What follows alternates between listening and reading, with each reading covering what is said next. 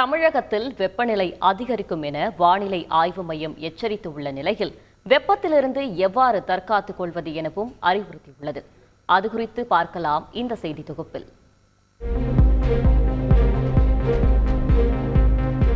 தமிழகத்தில் மார்ச் முதலே வெயில் வாட்டத் தொடங்கிவிட்ட நிலையில் பகல் நேரங்களில் வெயிலின் உக்கிரத்தால் வாடி வதங்கி வருகின்றனர் மக்கள்.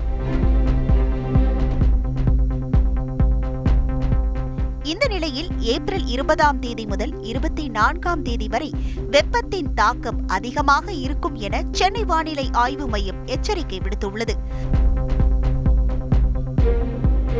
20ஆம் தேதி வெப்ப அலைகள் வீசக்கூடும் என எச்சரித்ததோடு அடுத்த 4 நாட்கள் சில இடங்களில் வெப்பநிலை இயல்பை விட 2 to 3 டிகிரி செல்சியஸ் அதிகரிக்க வாய்ப்புள்ளதாக தெரிவித்துள்ளது.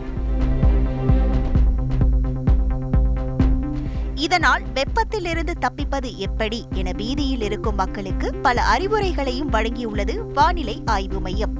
அதன்படி நண்பகல் 12 மணியிலிருந்து 3 மணி வரை மக்கள் வெளியே செல்ல வேண்டாம் என அறிவுறுத்தப்பட்டுள்ளது. அதேபோல் அந்த நேரத்தில் வெளியிடங்களில் வேலை செய்வதையும் தவிர்க்குமாறு தெரிவிக்கப்பட்டுள்ளது.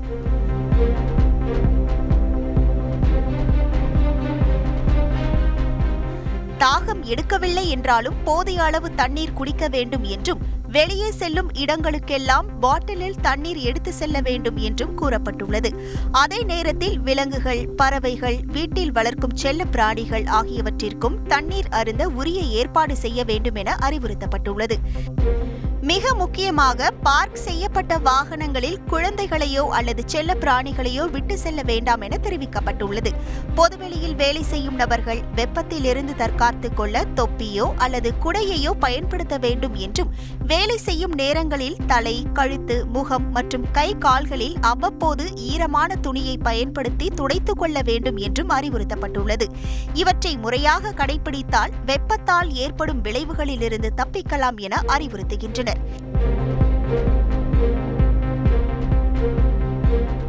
மேலும் அதீத வெப்பத்தால் சன் ஸ்ட்ரோக் ஏற்பட்டு விழுந்தால் உடனடியாக மருத்துவமனை கொண்டு செல்ல வேண்டும் எனவும் மருத்துவமனை செல்லும் வழியில் ஈரத்துணியால் பாதிக்கப்பட்டவரின் உடலை துடைத்து நீர்ச்சத்தை மீட்கும் வகையில் சர்பத், ORS உள்ளிட்டவற்றை கொடுக்கலாம் எனவும் கூறப்பட்டுள்ளது. இந்த அறிவுரைகளை கடைபிடித்தாலே வெப்பத்தின் தாக்கத்திற்கு ஆளாகாமல் தப்பித்து விடலாம் என்பதே நிபுணர்களின் கருத்தாக உள்ளது. செய்திகளை உடனுக்குடன் தெரிந்து கொள்ள உடனே சப்ஸ்கிரைப் பண்ணுங்க.